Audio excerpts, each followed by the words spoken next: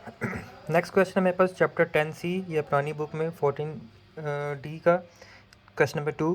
A solid consists of cylinder of a base radius 2.5 centimeter, a height 8 centimeter and a cuboid with dimensions 11 by 7 by 3 centimeter।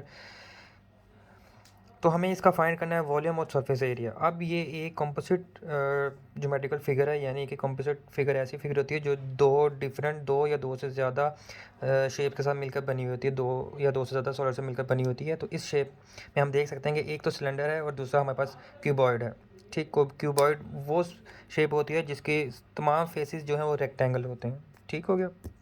तो हम इसका volume कैसे find करेंगे? अब volume find करने के लिए हमें चाहिए नीचे वाली शेप का टोटल वॉल्यूम और ऊपर वाली शेप का टोटल वॉल्यूम, यानी कि दोनों के जो वॉल्यूम हम ऐड करेंगे तो हमारे पास टोटल वॉल्यूम आ जाएगा इस शेप का। तो उसके लिए वॉल्यूम ऑफ सिलेंडर हम करेंगे प्लस वॉल्यूम ऑफ क्यूबॉइड, यानी कि वॉल्यूम ऑफ सिलेंडर ये जो ऊपर सिलेंडर है और वॉल्यूम ऑफ क्यूबॉइड जो नीचे शेप है, दोनों का जब हम वॉल्यूम फाइंड करके ऐड कर देंगे तो हमारे पास टोटल इस शेप का जो है वॉल्यूम आ जाएगा। तो सबसे पहले सिलेंडर का वॉल्यूम फाइंड करने के लिए हमारे पास फॉर्मूला होता है पाई आर स्क्वायर एच। इसमें आर रेडियस है जो कि गिवन है 2.5 और हाइट इसकी गिवन है 8।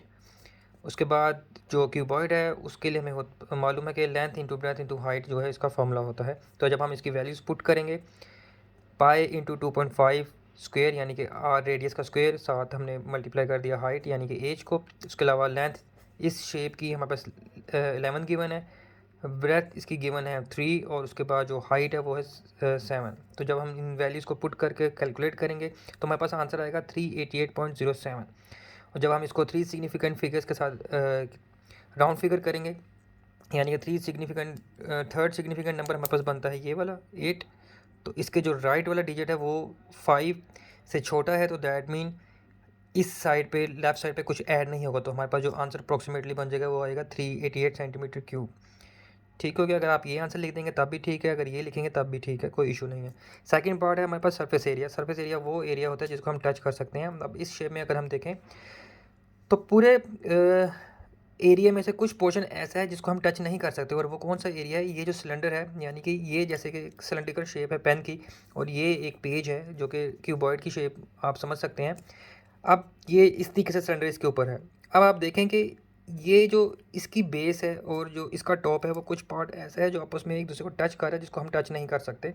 तो हमें क्या करना होगा, टोटल सरफेस एरिया में से ये वाला पोर्शन माइनस करना होगा ताकि वो बार बार 2 दफ़ा ऐड ना हो जाए। ठीक हो गया।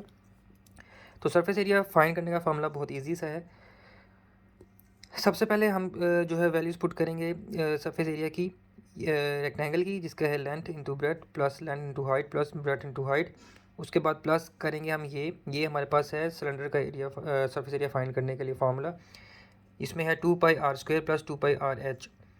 ये जो है ये हम कंसिडर करते हैं कि बेस एरिया, यानी कि जो बेस एरिया है इसका। ठीक है।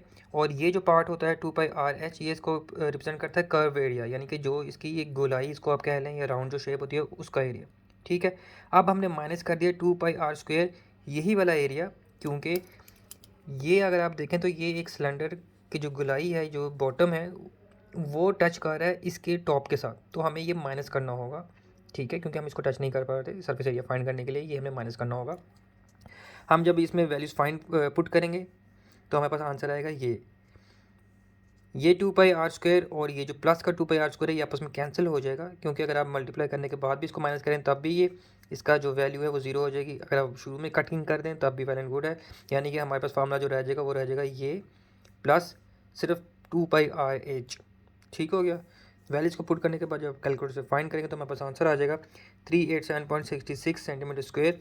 इसको भी जब हम 3 सिग्निफिकेंट फिगर्स में कन्वर्ट करेंगे तो 7 के बाद जब हम राइट साइड पे देखेंगे तो 6 है, यानी कि 5 से ज़्यादा है। तो उसका रिजल्ट क्या होगा कि जो लेफ्ट साइड वाली वैल्यू उसमें एक ऐड हो जाता है। तो ये हमारे पास नेट जो रिजल्ट आएगा वो आएगा 388 सेंटीमीटर स्क्वायर।